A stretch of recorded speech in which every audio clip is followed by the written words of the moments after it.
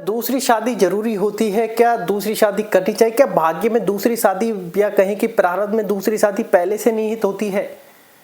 देखिए, इसके बारे में हम पहले ऑलमोस्ट वीडियो बना चुके हैं विद स्टोरी के साथ, आपको वो देखने की आवश्यकता है।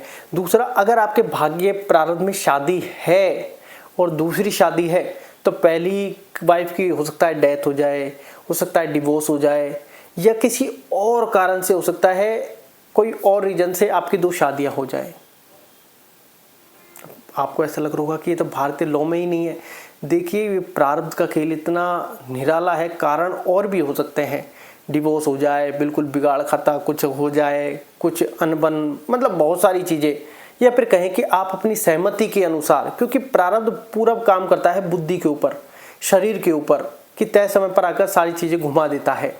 ऑलमोस्ट जैसे आज हम जिस जनरेशन में हैं, सबसे पहले तो ये चीज़ें क्लियर कीजिए कि अगर आज हम कहें कि जिस भी कंडीशन में है उसी हिसाब से हमारा जन्म हुआ है। अगर आज आप इस कंडीशन में है तो हो सकता है एक शादी जैसे भारतीय लॉ में है तो पहली या तो डिवोर्स हो जाएगा या फिर कहें कि डेथ हो जाएगी। जैसे अब यहाँ पर मुस्लिम में आ जाती है, वहाँ पर एक एक दो दो तीन तीन अलाउड हो जाती है। उस हिसाब से ही हमारी लाइफ सेटलमेंट चल रही है, उस हिसाब से ही प्रारब्ध चल रहा है।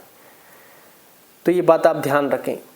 तो अगर आपके प्रारब्ध में भाग्य में दूसरी शादी होना लिखा है तो दूसरी शादी तय समय पर आपकी हो जाएगी। यहाँ पर भी चिंता करने की आवश्यकता नहीं है। जैसे मैंने आपको पिछली में बताया कि एक व्यक्ति था जिसकी कहें कि वाइफ की डेथ हो गई थी, उसके दो बच्चे थे। अब उसके बाद कहें कि बच्चे बड़े हो गए, शादी करने का कोई विचार भी नहीं था, कंडीशन भी नहीं थी, बाहर काम कर रहे थे, लेकिन कहें कि अचानक से योग बना। वो व्यक्ति बाहर किसी काम से गया, वहाँ किसी के साथ उसका अटैचमेंट हुआ। अटैचमेंट के साथ कहें कि और चीज़ें आगे बढ़ी, आगे बढ़ने के साथ अब विचार मिलने लगे, लेकिन वो व्यक्ति अपनी कंडीशन के आगे हार रहा था कि मेरी कंडीशन है ही नहीं सर्वाइव करने की। लेकिन कहें कि लड़की पक्ष से प्रेशर पड़ने लगा और कहें कि एक तय समय के अनुसार जो शादी का योग था वो कंप्लीट हुआ और जो लड़के की फैमिली थी वो रास्ते में ही रह गई।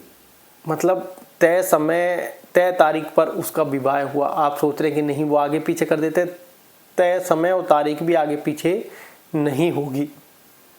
आपकी शादी का अगर दूसरा योग है तो वो होकर रहेगी, ये बात आप ध्यान रखें। अगर आप सोच रहे हैं कि मैं करूँगा नहीं करूँगी, आपके पास और भी चिंताएं हैं या फिर आप इस बात की चिंता को लेकर बैठ गए, तो चिंता लेने से, किसी प्रकार की चीज़ों की चिंता लेने से कुछ नहीं होगा। ऐसा नहीं है कि चिंता नहीं होती, सबको होती है, लेकिन इस चिंता का निवारण मेडिटेशन, ध्यान, नाम जप से किया जा सकता है। कि हम तो ईश्वर के अंश हैं, ईश्वर को समर्पित होकर ईश्वर प्रसन्न होना चाहिए हमसे। हम दुनिया को प्रसन्न करने के लिए नहीं आए। दुनिया कभी प्रसन्न हो ही नहीं सकती, ये बात आप ध्यान रखें। आप सोच रहे हैं कि दुनिया को प्रसन्न कर ले, नहीं हो सकती।